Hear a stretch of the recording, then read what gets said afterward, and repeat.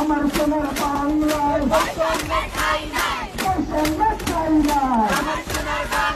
কোটা সংস্কার আন্দোলনকে ঘিরে সারা দেশে বিক্ষোভ ও সহিংসতার ঘটনা ঘটেছে। এ সহিংসতাকে কেন্দ্র করে অনেক হতাহতের ঘটনাও ঘটেছে।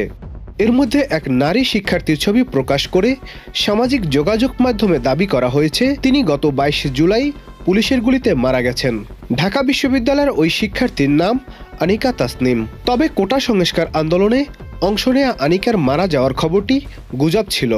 আনিকা তাসনিম বর্তমানে সুস্থ আছেন এবং ভালো আছেন।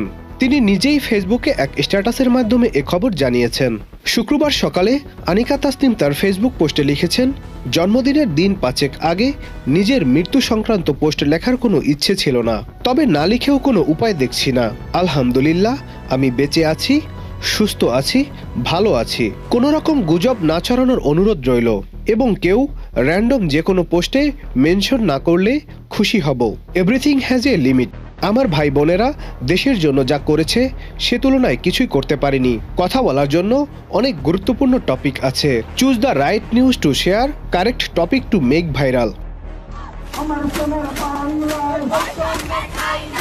Nadim Hasan, Channel i. Walton Switch, stylish and elegant.